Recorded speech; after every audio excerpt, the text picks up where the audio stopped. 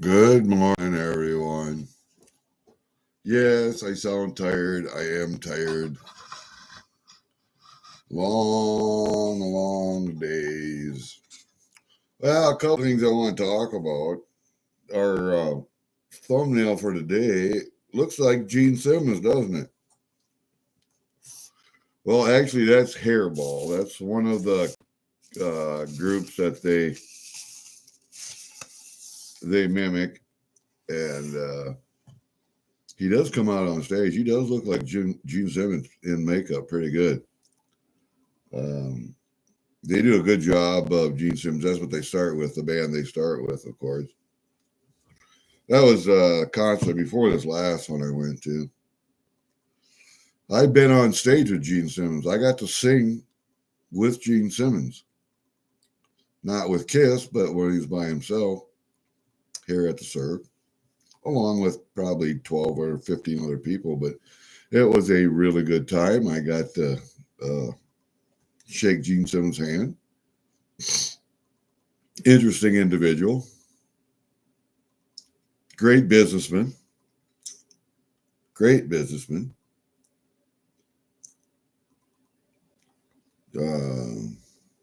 Yeah, I wanted to do an update and after action report on the last concert I did.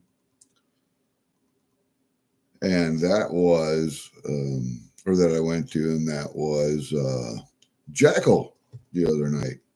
That would have been Friday night. I had to get up early Saturday, of course, to finish Ida's auction. I didn't even get to finish that. Then we had my stepdad's 91st birthday get together. So we had to go to that. He's at the nursing home, so we get the family together over there. And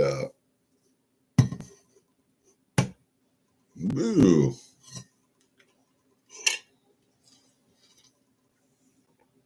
Hey Sterner, how are you doing, buddy? Ah, damn it. Get coffee in my glasses when that happens.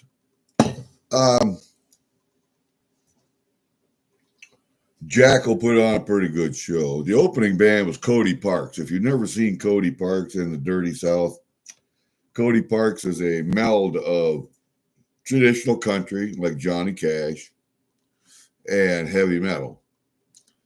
Now, I don't like melded uh, types of music, although at one time there was a band from Minneapolis, an opening act, that melded bubblegum rock from the 60s with heavy metal, and it actually worked. It actually worked. I enjoyed that. I do not like a lot of country rap, although I do like some. I gotta admit, I do like some rap also. I don't like gangster rap, but I like other rap, black and white. I'm a sucker for black funk. I like black funk. So that's kind of a melding of blues and what's the other that I never did like? I'll think of it. Just let me get back. I'll get back to it. And Cody Parks does a good job. That's the second time I've seen him. I love him. I loved him both times, man. Good band. They're a little bit more than basic. They're out of Nashville. So their musicians do back up for other bands. So yeah, it's a pretty good show. I got there. I was in line 2.5 hours ahead of time. Of course, nobody was there. Unlike last weekend, where 2 hours before showtime, there were 30, 40 people standing in line. So I figured, hey, I'm gonna outsmart the crowd, right? Get there 2.5 hours ahead of time. No fucking buddy there. Seems like our regional band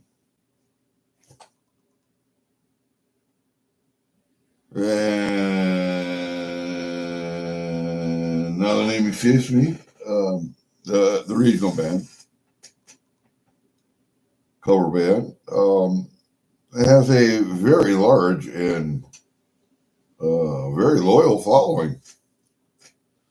So this time, a crowd just started showing up at the front door until about an hour and a quarter till. And by that time, I was already frozen, fucking stiff.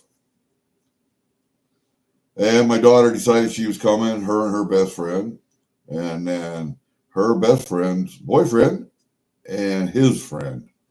Well, that fucking worked. Anyway, my daughter came up and stood with me up at the security fence up in front. I was right fucking front of the stage, right in the center of the stage. And my daughter come up to stand with me, and a guy I know from Waterloo that comes up to a lot of concerts. Big tall guys like 6'6", 6'7". And so he was standing up there with me. And you really want to be standing up at the fence with him, because if anybody tries to bowl their way up there, you and him can kind of put elbow to elbow, and they ain't getting up there. So anyway, we had a couple people try that, of course. My daughter stayed up front for about 2 or 3 songs of Cody Parks, and then this lady behind her, which is Eric Westendorf, and I told you about the Westendorfs, one of my dear friends, Sherry's husband. I stood with her out front, and she wanted to get up front for Cody Parks. She's a Cody Parks fan, and instead of she's sitting there bothering my daughter, trying to pay her $20, get up there, blah, blah, blah. And just squeeze your ass up here, dear, and then you can squeeze your ass out when he's done. And now my daughter decided she'd be nice, so let her up there in the front. Instead of changing positions, my daughter didn't want to change positions the second row for the whole concert, so she went back with her friends and sat down. Okay, that's fine. But then the lady only stayed for Cody Parks, and then she left. She didn't stay for Jackyl. My daughter could have been up there in the front with Jackyl the whole time. Anyway, I met a lot of, or saw a lot of my neighbors were there. Lauren Wagner, guy I go to concerts with everywhere. Jeremy Hubby, guy I go mushroom hunting with, deer hunting with. He was there with his whole family, and his 2 boys. The youngest 2 boys are in college now, the twins, and my daughter was surprised to see them. Lauren Wagner's youngest was there, and God, he's out of college and working. So it was kind of a good little reunion. My daughter's friend,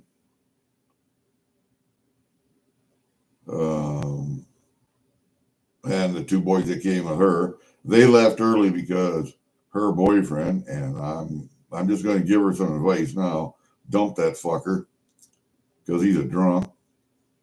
And they left early because he was drunk. So his friend drove him home. My daughter brought herself down, so she had her own car. So Cody Parks, really good. I got a drumstick from Cody Parks. The drummer came down and handed it right to me. He likes to see old guys fucking banging their head, man. So I went up to the merch booth. I had him sign it. Yeah, right there. I had him sign it. And then I put on their date and time and where I got it at. Cody Parks, 321 or whatever date, and surf ballroom and museum. And that's a good little memento. Wait a minute. That is going to go into this little pile right here.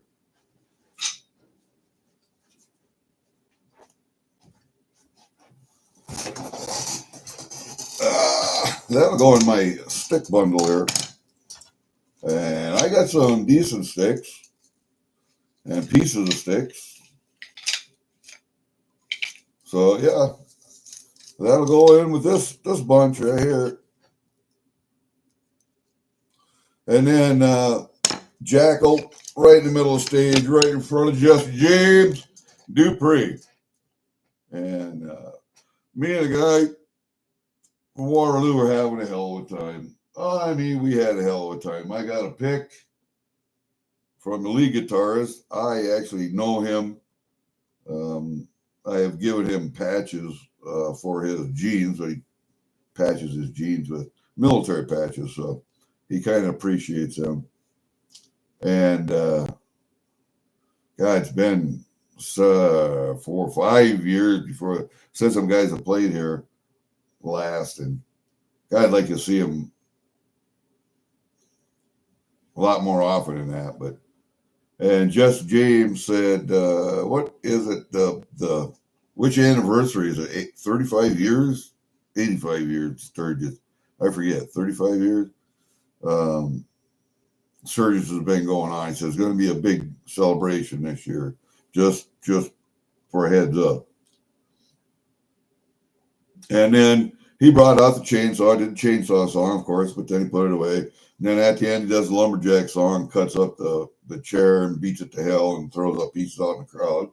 I had one guitarist come over and just give me a piece. So got that with Jackyl. So that's going to go in with my drumsticks. And the pick I gave to my daughter that night because all my picks, my whole pick collection, I've given to my daughter, and she has them. Except for I have,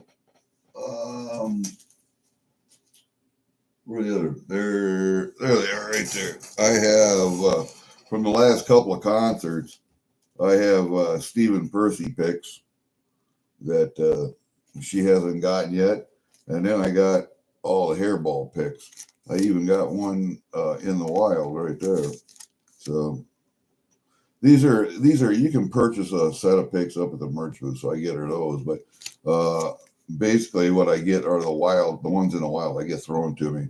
I did not get a Stephen Percy wild pick, but I got her a little bag of picks anyway. And then I have my own picks that I have, and you can see in the back there's a couple guitars back here. I pick at it every once in a while. I am not good. I don't know what the fuck I'm doing, but I have that electric right there. You can't see it. Maybe you can see it, but there's my electric and then my acoustic over here. So I do a little picking. This finger locks up a lot. Right here, this finger locks up a lot. See? And so I play slide mostly. But the picks I have are, I don't know where all of these came. Oh shit, let me drop one. That one's the most important one right there. That one's the most important. I got a bunch of picks here. And I don't know where that KW Tut came from. I don't know where that one came from. That's a good pick. Nice and stiff. These Jim Dunlow's, I don't know where that one came from either. Just a gray pick. And then here's a green Dunlop with a turtle on. You see turtle? Turtle. That's my Dunlop pick. And then I got just my token white guy. And I got a couple of ivory kind of green looking picks that I thought were neat, so I just kept them. That one and this one. Look at how neat that is. The colors on that. See if I can get the piano out of the way. That's a cool pick, man. I hate to tell you. That's a cool color. It really is. And then I got this shit. Kate, damn, man. KW Tut.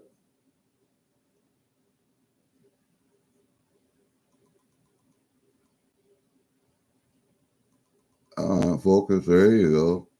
That KW Tut with the explosion on it. That's a cool pick, too. But then I have this one right here. This is my pride and joy. My friend Sherry and Eric, when they got married, they had these custom made for their wedding. Got the date and everything on, and the place. And this pick, I didn't get it right in front of my hand. There. And they had bowls of these setting out at the reception line. You could pick up a pick when you went into the reception. I thought it was just a great idea because she's a singer in a band, and well, two separate bands now.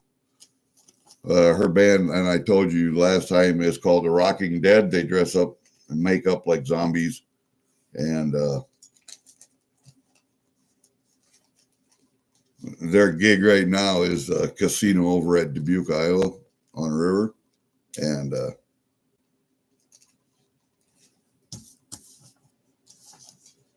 they're good. I got T-shirts from them. And her husband Eric. See, I've known Sherry for years before she was married, and then Eric came into the picture, and I could see where that was heading. And so me and Eric became pretty good buds, and I get to see them just about every concert up here because she's a concert photographer now. She used to do weddings and had her own studio, but after she got married, that kind of closed down, and she just does freelance because she's got another job too, plus whatever stuff else she does at home. Plus, they bought that place, and now they're refinishing landscaping that. So she's got a lot on her plate as well as singing for a band. And so now she just does strictly concert photography and mostly contract work for the surf. So I get to see her every time there's a concert up the surf. Then the other thing I got from the concert was I stopped over to merch booth. I didn't pick up any T-shirts, but I did get a Jackyl stock. See the chainsaw? Jackyl stock patch. And I got the Chainsaw Mafia. Gotta have patches. And the guy said, $5 a piece. I said, Jesus Christ, I don't know if I got any fucking tens.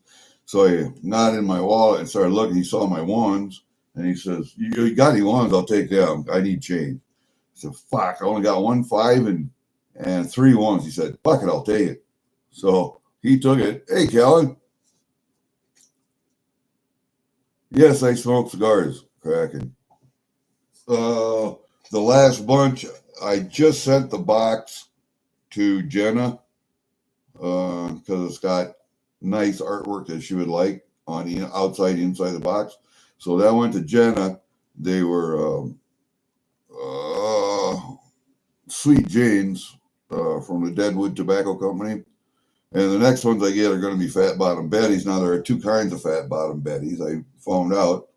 So I'll get 1 box of Fat Bottom Betties, and next month or the month after, I'll get another box of them. But I'll send those boxes to Jenna because I've given some of those boxes to a friend of mine whose other friend does artwork, artsy stuff. So I gave them some boxes. The only one I kept, actually I've kept 2 of them here.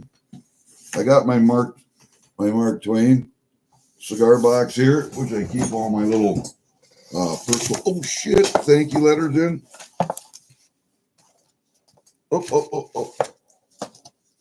All my personal thank you letters in, and it's also got the art on the inside of the box. Holy crap. I didn't know it was that full. Man.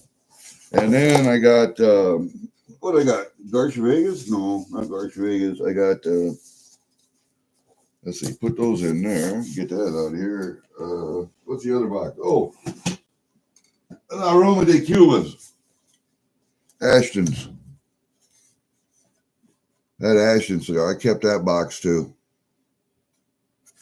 And you can tell these are the Robustos made in Nicaragua. They're a pretty good cigar.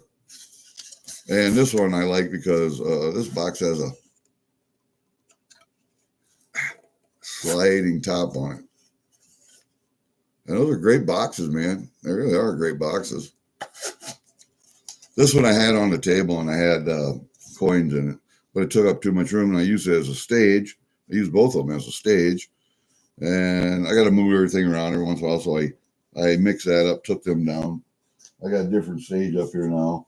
And then my box or my chest or whatever, I got another one of Sailor's chests over here for my chest this time around.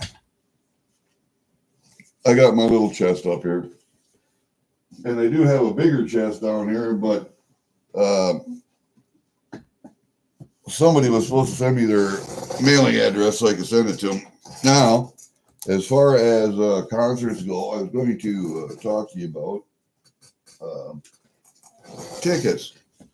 The surf is moving away from, and I'm sure other venues have done this a lot sooner than they have, but are going to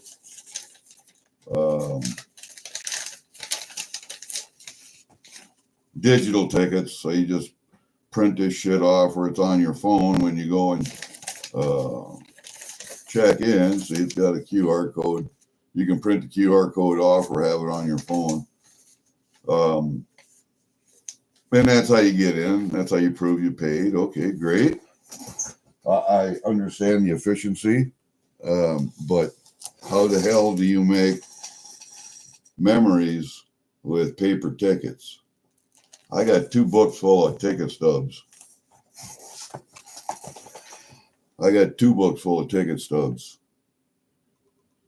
Acid cigars, yes, I have.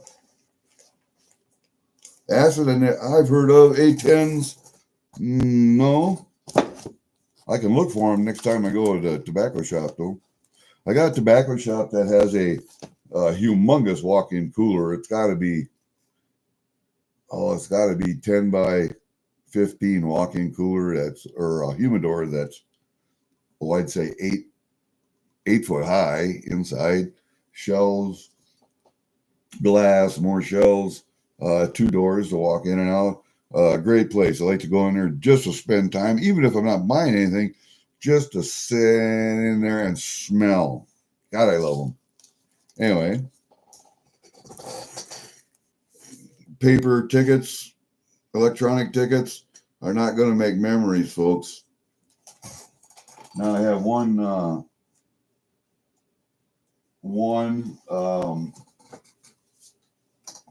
band that's coming. Who was it? Warrant? Yeah, Warrant. Or we could request novelty tickets, which are ticket stubs like that, basically. So I got a couple concerts to go to next month. One is Liverpool Legends. If you like Beatles music, if you've never seen the Liverpool Legends, this will be the second time I've seen them. They dress, act, and look exactly like the Beatles. I mean, to the T. They put on a good show. Generally, that's kind of a sit-down show. And then I got Warrant ticket.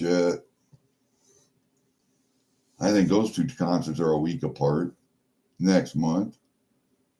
And then I have to buy tickets. A couple other shows coming I want to go see. Head East again is coming in August, I think. August 3rd, July 3rd, something like that. So I'll go see Head East again. I like Head East. Because there's never been any reason for me to think about you. Anyway. The acids are okay. I stick with the other ones that I have out there are Garcia Vegas, and they have two different sampler packs, and you can get different cigars in each of the sampler packs, and there are like 6 or 8 cigars in a sampler pack for like $30, $35. Why wouldn't you do that? So I always get one of their sampler packs. And my favorite out of the whole bunch of their cigars, and they have some good ones in there, are the 11-year-old ones. They have 12 and 15-year-old cigars, but I think the 11-year-olds are the ones I like the best. The Acid is an okay cigar. I have never heard of A10, but I will look the next time I go.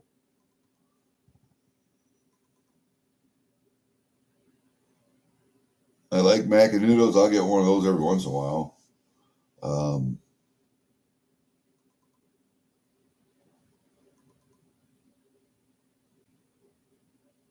What other ones do I like? Oh, man. I did like those Mark Twains. They were good. Nice long cigar. You know, you see the picture of Mark Twain with a cigar in his mouth, and I mean a big one. It's at least 30 millimeter.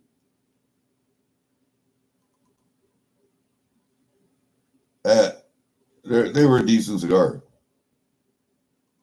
Oh, man.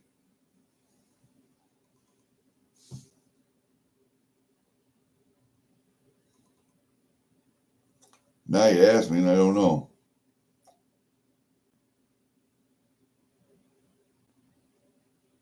And I don't think I have a ring left out there.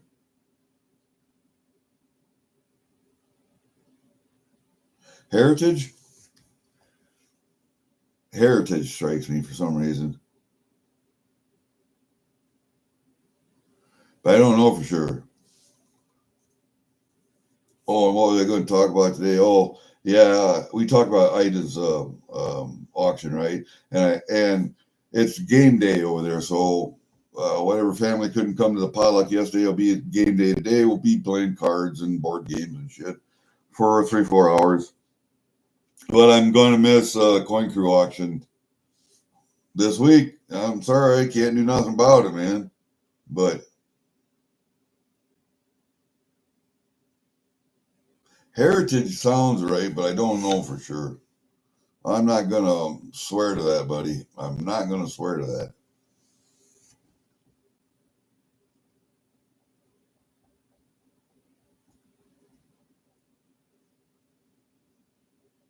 Yeah, I'm not going to swear to that. I got to go over to Mason City this week anyway, and I'm fucking out of cigars. I got one Garcia Vega left. The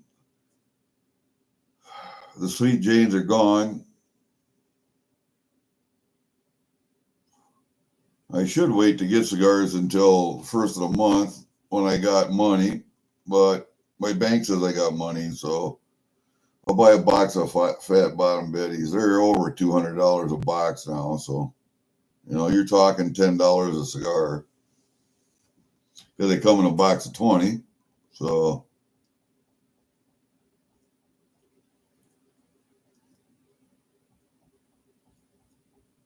but I told Jen I'd get her another box, so we'll see how that works. Anyway, I saw that Frosty was on. I hate stepping on people's toes, but I wanted to get up this morning and make this video before I have to leave and go to my stepdad's game day. My wife is working, so she won't get off till 2:30.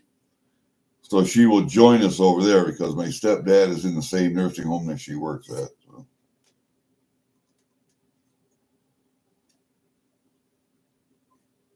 And I'm not going to worry about putting wood in the fire, seeing how it's been good temperatures here. I may fire it up one more time just to get some of the creosote burned out, but I don't think I'm going to keep it burning the rest of the winter or the rest of the spring. I think I just switch it over to LP for what little we use.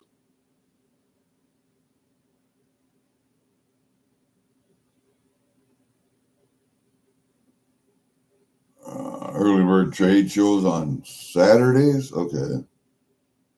I'll have to look. I like auctions better than I like racing. I will race a little bit just to keep my hand in and say hi to people in the stream so they know I haven't gone away. But I would rather buy what I want instead of trying to win it. You know how it goes.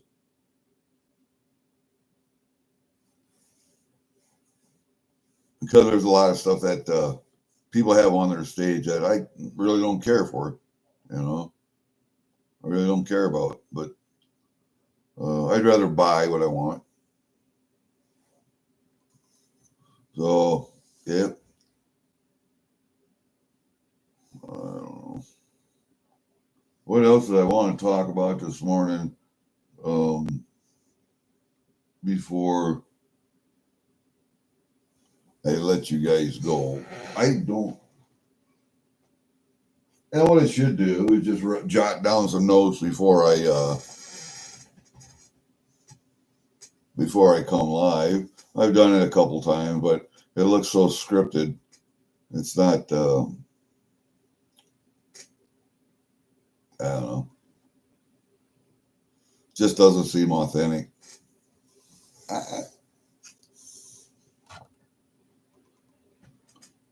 Oh, you want to see something that really kind of, I go to some NRA auctions, Ducks Unlimited auction, dinners, that kind of shit.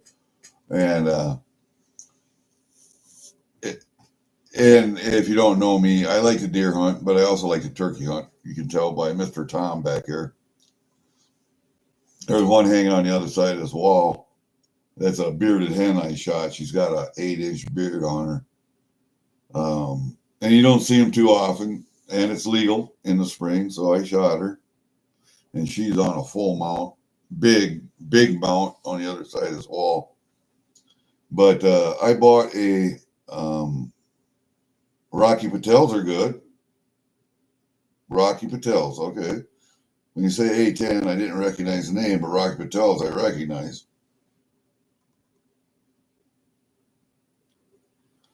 I bought this one. It's a big picture, I think for $300. I got this one cheap. Might have been right at 300. Nobody wanted it because nobody was hunting turkeys at the time. And I came up here from southern Iowa where we had a lot of turkeys down there. They didn't get a lot of them up here until a few years later.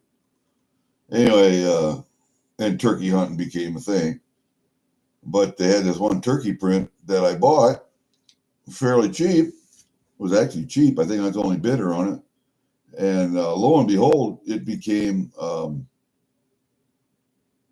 the cover of Fur Fishing Game magazine. And then they did, or was it The Hunter or one of them Outdoor Life?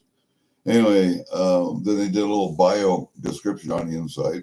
And that's this one right here. I think it's The Rays of Dawn. And that surprised the hell out of me that magazine put it on their cover. I told my wife, see, good thing I bought that one. And she's going, yeah. Well, we got an auction coming up, or a dinner coming up. Let's see, what is it, August? Yeah, August, I think. NRA banquet coming up. I quit going to the NRA banquets when the whole controversy with the board of directors and LaPierre was overspending and shit. I quit sending them any money, quit going to their dinners or fundraising dinners and stuff.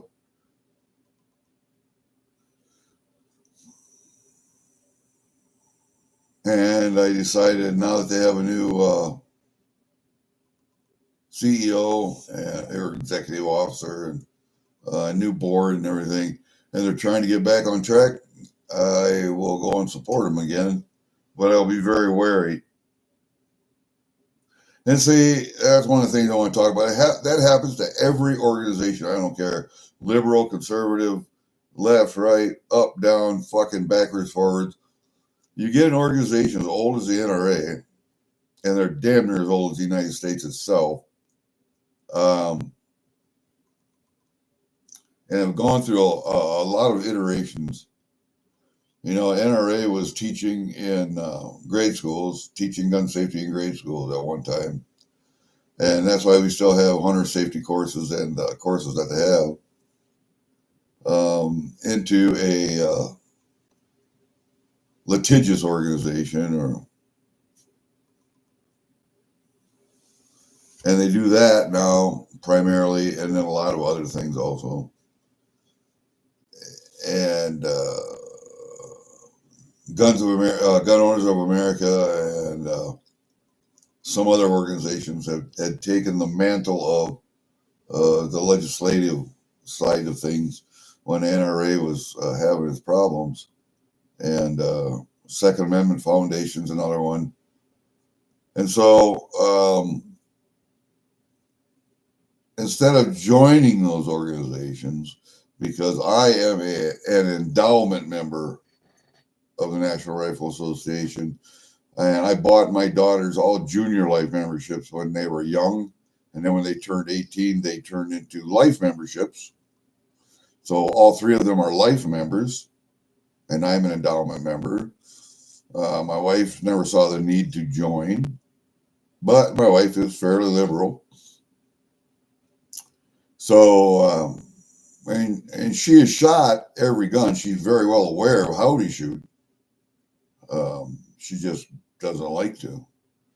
And then I had bought her a single shot 12 gauge at one time, a New England Firearms or whatever it was, to go deer hunting with.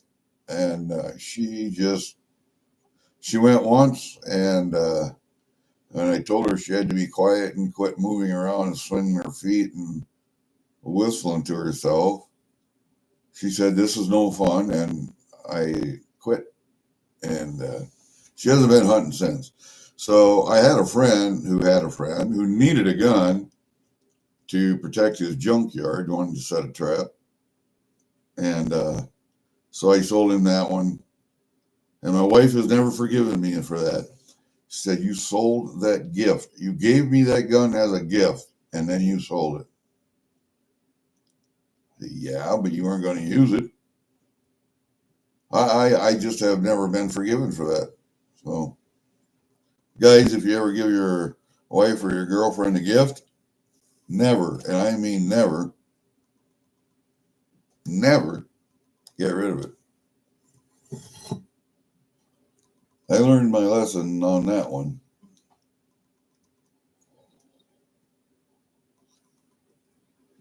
Yeah, Rocky Patel comes in a nice box. If you buy cigars by the box, most cigars come in a box, sweet box, nice box, just for them, to keep the moisture content. It's like, think of it as a temporary humidor, basically, and to keep the aroma trapped, and yeah. And at $200, and I think Fat Bottom Betty's now are $230, something like that, a box. Some of that $230 is going into the production of those boxes and the people that make those boxes and the import fees on them boxes and all that shit is all part of that $200. Because you don't think the cigars cost $200 to hand roll, do you? Fuck no. Those cigars probably cost $2 a piece down there. I like Nicaraguan cigars and Honduran cigars, because they're both Cuban seed. See, Cuban cigars are not what they used to be. The Cuban, because tobacco is really hard on soil, and Cuba has been growing tobacco for so long that their soil is basically wore out. And everybody says, "Oh, Cuban cigars are so good." Yeah, back when the soil was very fertile, Cuban cigars were great. You can still buy a Cuban cigar, but they're not what they were.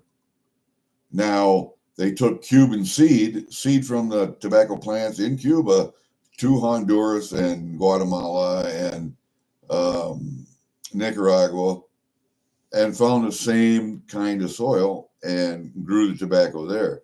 Cigars are just as good as the old Cuban cigars. So once you find one that you like, unless you like to experiment, I would stick with it. I like Gurkhas. Gurkhas are my go-to. That 11-year-old Gurkha, and I think it's a heritage, I'm not sure, and I won't swear to it. I'll get another package. I'll get another sampler pack and I'll check and see. I'll let you know. I got one Gurkha left out in the shed, and I got 2 Punch. If you like a cheap cigar, Punches are pretty good. See you cracking, buddy. Thanks for coming in and talking. I'll look some stuff up for you. And Punch is a good, cheap cigar for a good, if you just need 1 or 2 as a temporary to get you through, they're a good cigar for that.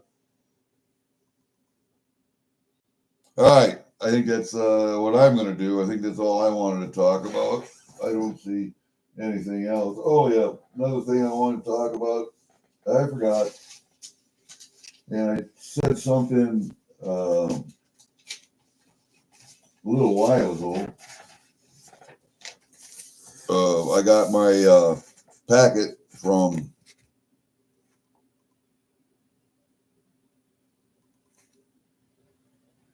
my new Veterans Affairs officer over in Saragona County, because the one in Mitchell County don't do shit.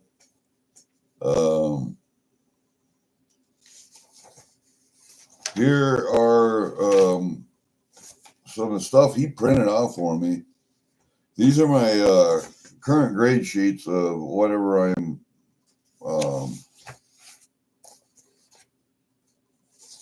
found disabled for.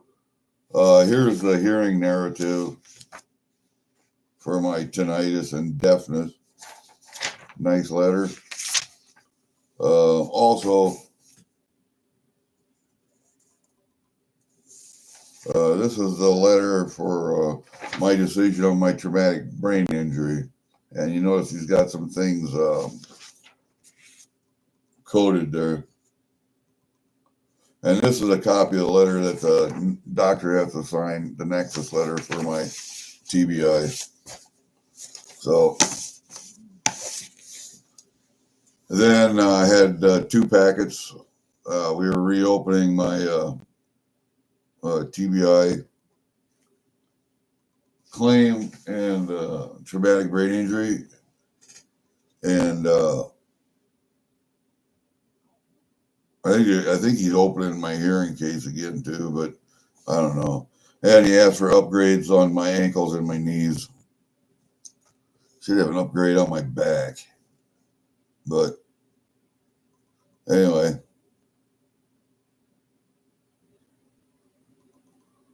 I'll be 80 years old by the time I'm 100% disabled. A VA only rated me at 10%, and then 30%, and then 50%, and then 70%. And that's taken, I retired in 1995 and started this process. It is now what? 30 years later. 95, 2005, 2015, 2025. 30 fucking years. And we're still beating that horse. That dead horse, we're still beating it. I've been through 3 VA reps, 1 DAV rep. And I'll tell you who did the best work for me. Best outcomes was Disabled American Veterans, DAV representative. So we're working on that again. we're working on that again. So yeah, I was going to say, Mrs. Coin Crew, if you're listening, I am going to not make the. I'll try to be looking on my phone while we're over there at game day, but because I don't play a lot of games. Cards, I might get in a card game or two, but it's been so long since I played cards. I think I can still play Mumbly Pig game.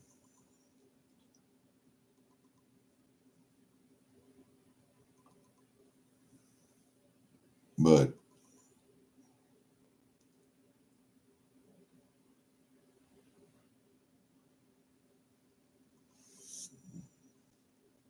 well, they say that the PTSD.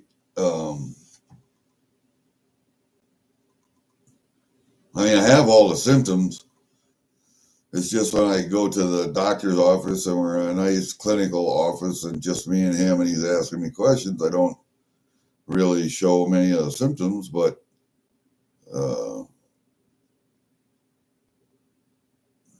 this time I think I will explain to him what's going on in a more clear and concise manner, if you get my drift.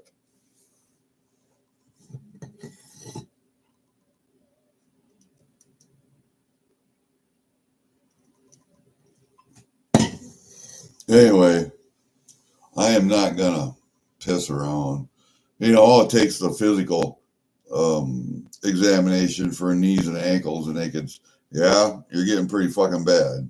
So we're gonna up this. Okay, that's not a big deal. But when and the Army has never denied the TBI claim.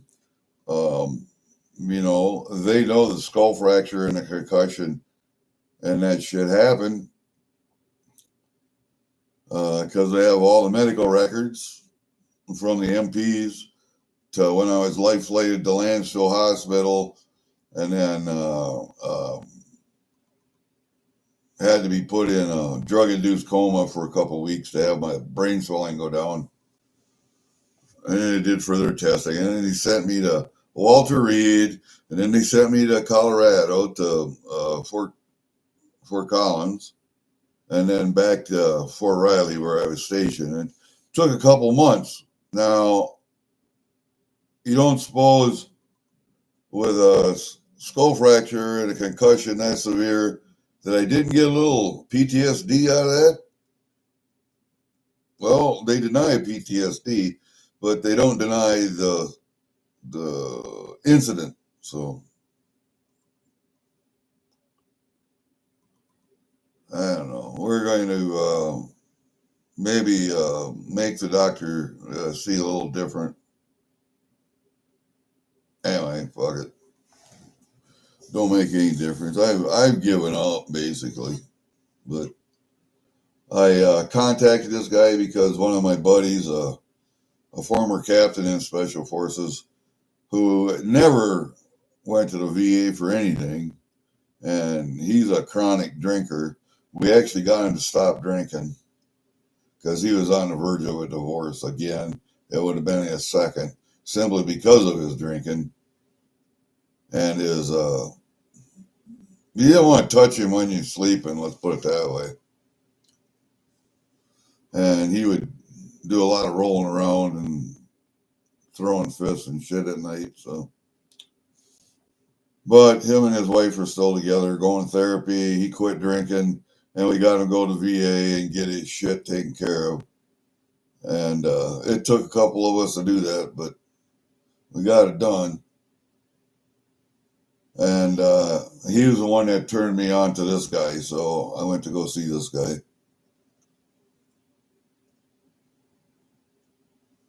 No,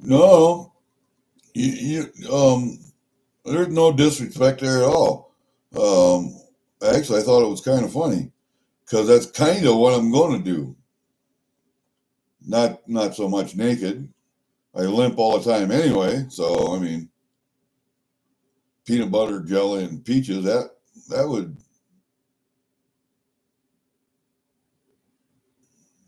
That would put me back on the mind drugs, on the brain drugs. I don't want them. I weaned myself off of them. Didn't like them at all. But yeah, no, we're going to do something similar, but not quite that way. No, actually, that's pretty funny, Kraken. You're starting to think like somebody. You're starting to think like somebody in service now.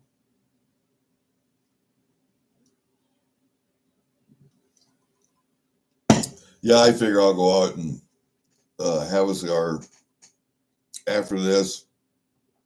Let my cat in the shed because it's been so nice out. I just toss my cat out at night and let her roam around.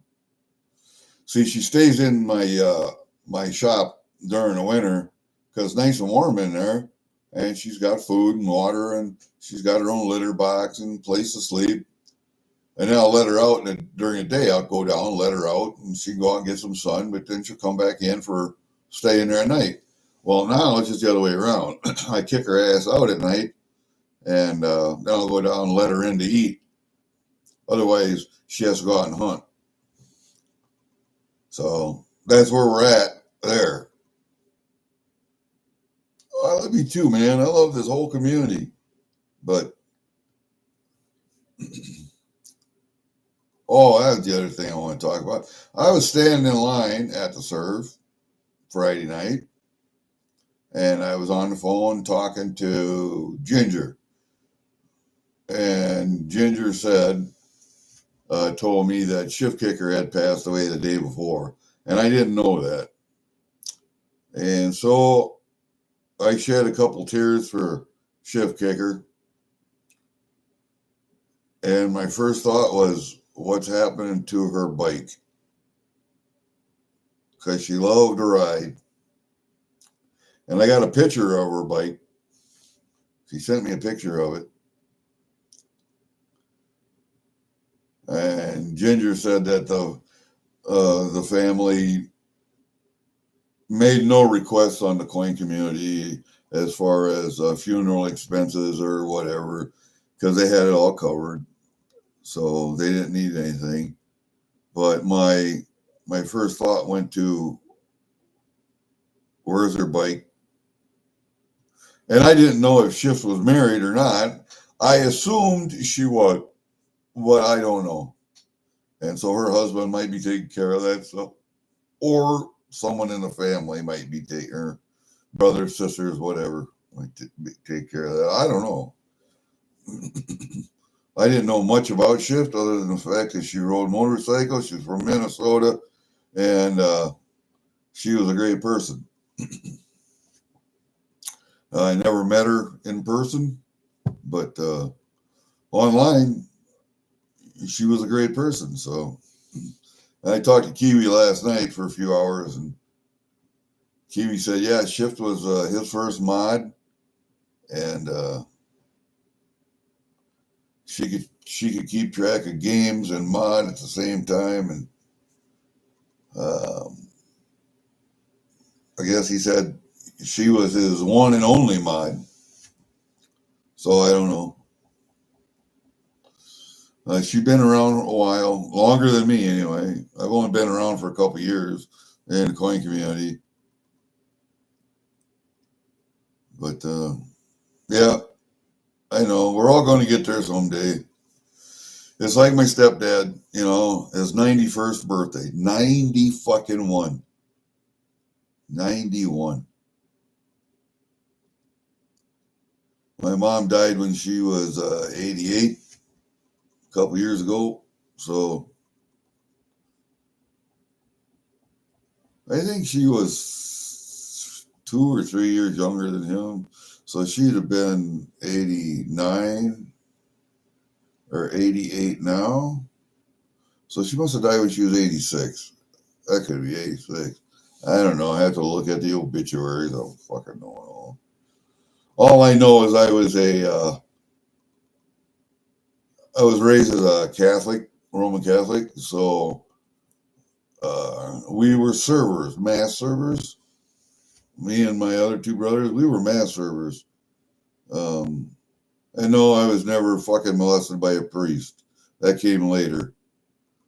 But I went through, I don't know, 2 or 3 different priests.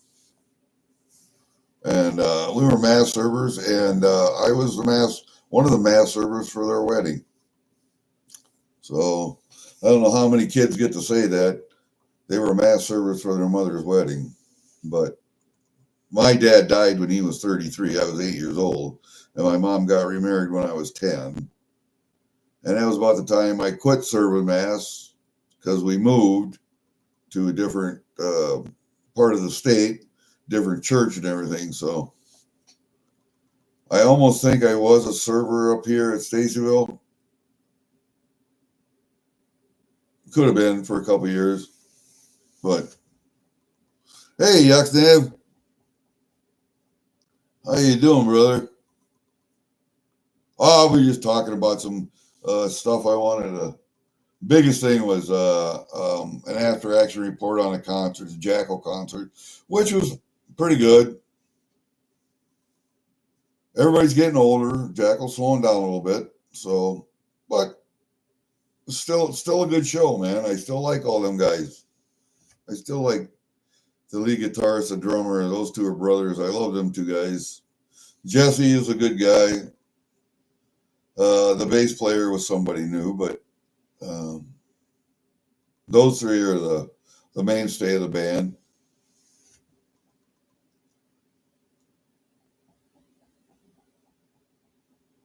Still good energy. Still does the signature chainsaw song and the lumberjack song, cuts up a stool like normal. Fires his mic stand at the end, which is a single shot. Oh no, it's not a single shot. It's a 3-shot, 12 gauge bolt action shotgun, 36-inch barrel. I had one. It was called the Goose Gun. It was a Harrington and Richardson. I believe it's a Harrington and Richardson. Anyway, he shoots one blank off at the end of the auction. He had that made into a mic stand, which is cool as shit, in my opinion. And I think I traded that gun off, and I wish I still had it now. As one of the guns that I traded off, I wish I'd have kept. I had to go downstairs and look. I don't know. I may have that one yet. I doubt it. I don't think I do, but I have to look.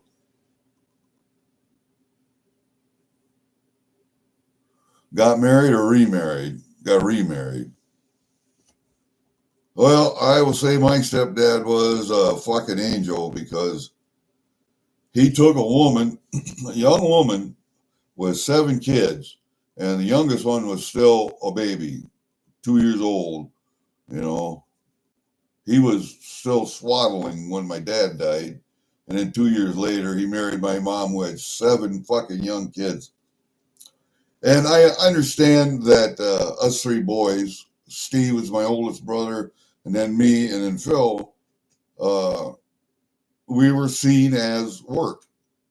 We were workers for the farm. We were raised around farms. We didn't grow up on the farm, but we were raised around farms. I mean, you could say we grew up on them because we helped milk cows by hand. We helped milk cows by machine. Slopped hogs, fed hogs, fucking sorted and yeah. So, and broke horses for Grandpa. Because our 2 grandpas only lived a couple miles out of town, so we could go visit them and stay with them whenever we wanted. And my stepdad saw us as workers because he was going to start a farm. He was going to get the farm from his dad, Grandpa Pittman. And yeah, he got the farm. He worked at Oliver. He was a mechanic. So building tractors, Oliver tractors. And then we also raised 50 sows. We farrowed 50 sows twice a year. And we raised 12, 15 cattle. We had chickens. And I mean, from farrow to finish. So we had to move hogs from one facility to the other, and they were both on the same place. And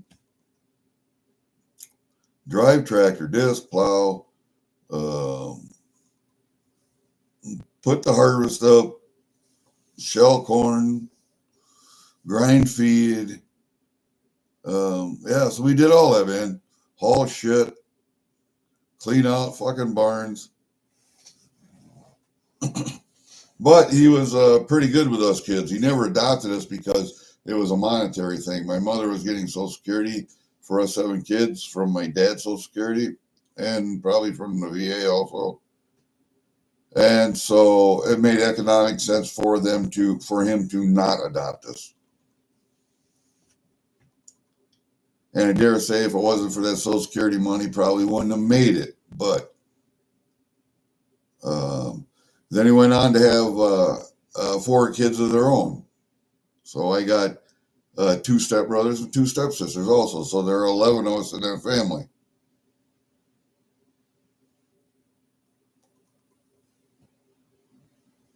And we raised honeybees. Why? Because his mother raised honeybees. Why did his mother raise honeybees? Because during World War II, you couldn't get sugar. The only way you could get sugar was to feed the honeybees. And that's how they got their sugar. So she raised honeybees. And they had, 25 hives at one time. And his mother was the one that took care of the bees because Grandpa Pittman was taking care of the bees and the housework and kids. Grandpa Pittman was doing the farm work, raising the animals and shit. So he didn't have time for bees. And then Will had another brother, Al, who moved to California. He was a truck driver, moved to California. And Al and Pat had 3 girls.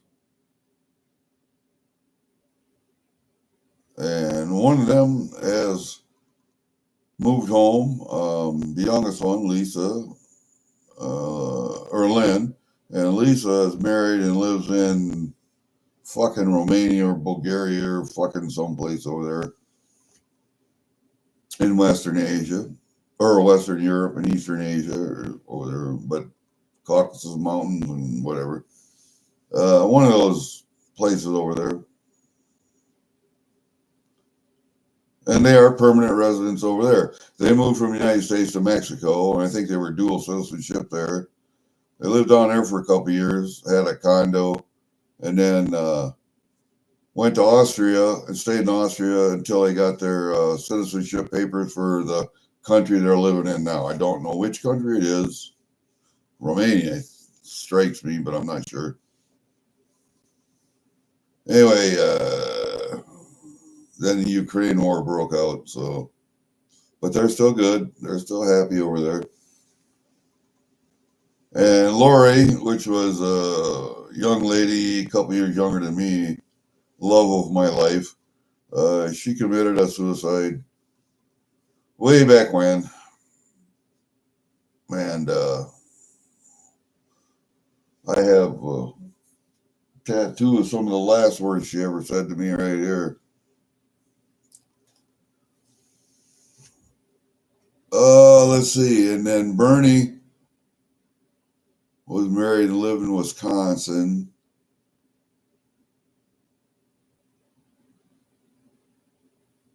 And Eileen is down here in Osage. So, yeah, everybody's gone now except him.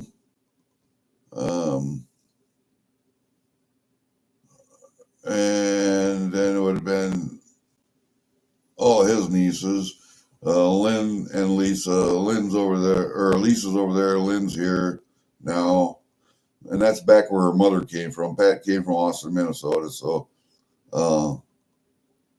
Lynn lives up there now with all of her, that side of the family up there.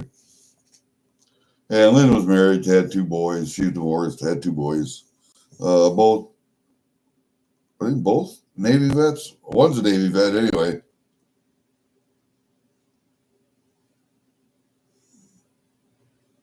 I don't know if they were both or not. Damn, I have to ask her. Anyway,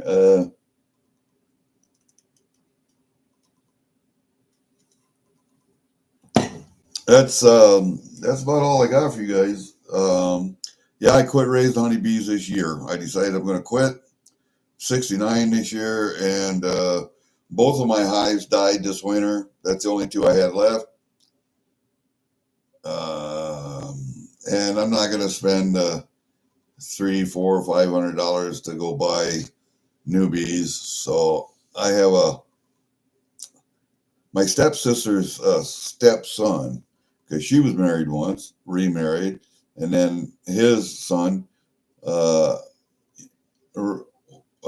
got taught by my stepdad how to raise bees. So he and his wife bought my stepdad's place, and they live there now. So they're only like 5 miles away, but he raises bees.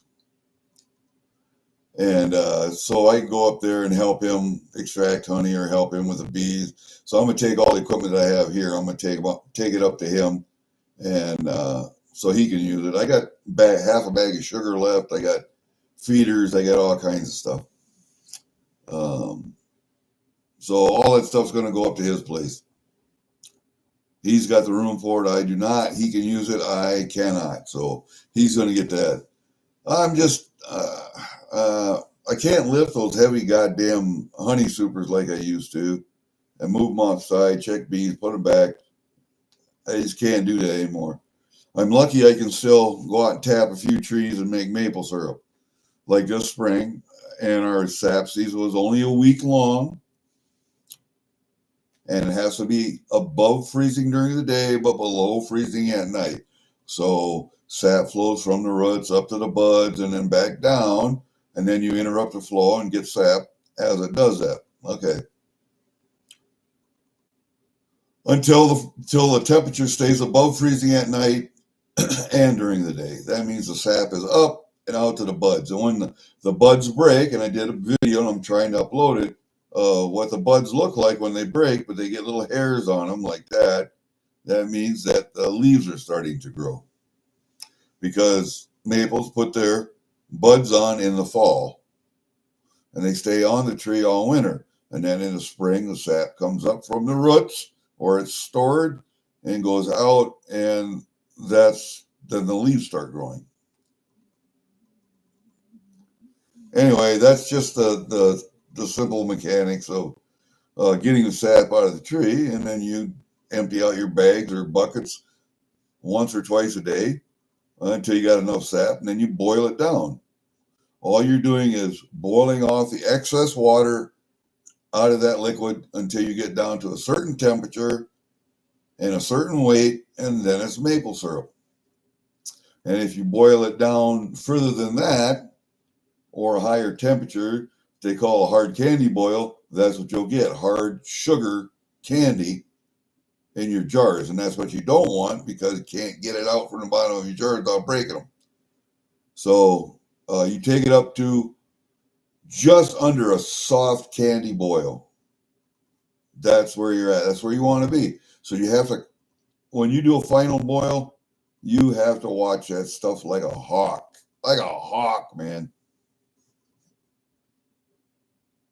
So I tapped 4 trees in my yard. I had 30 taps on those 4 trees, because I got one tree that's huge. I have 8 taps on that tree.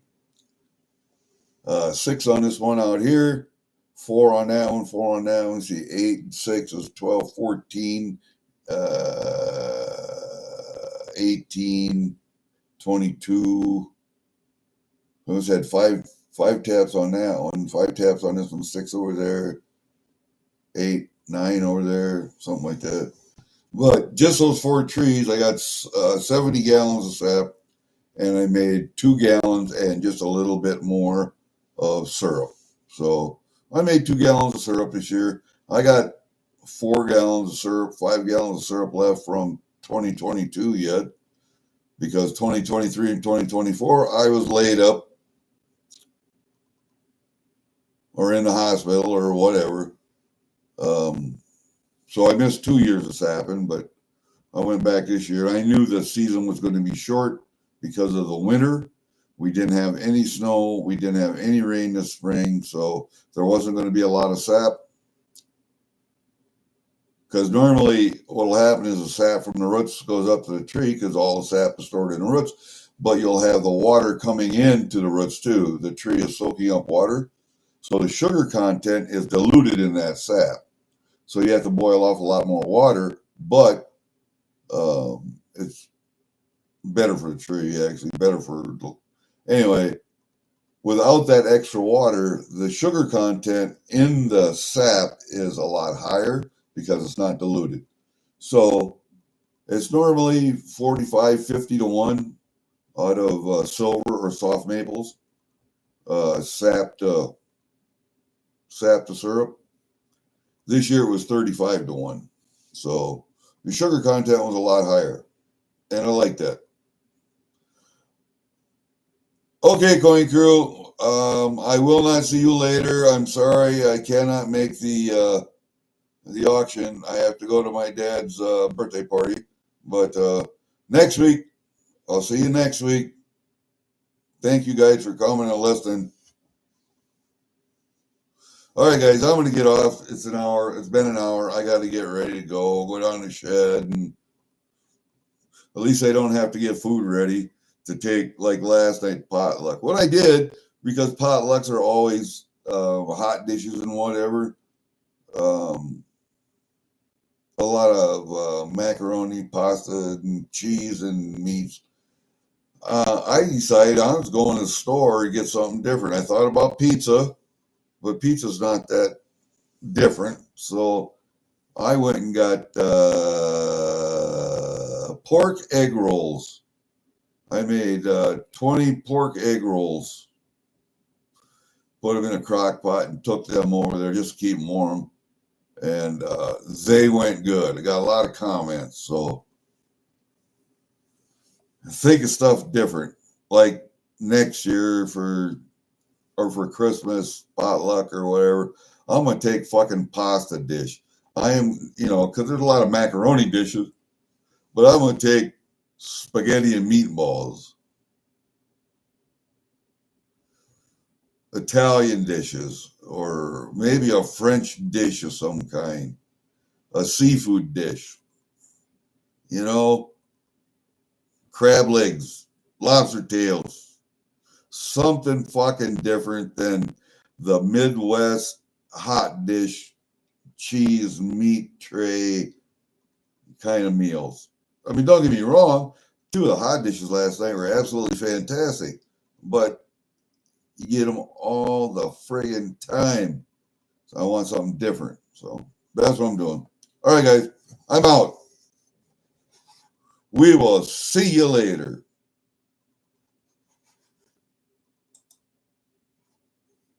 And button.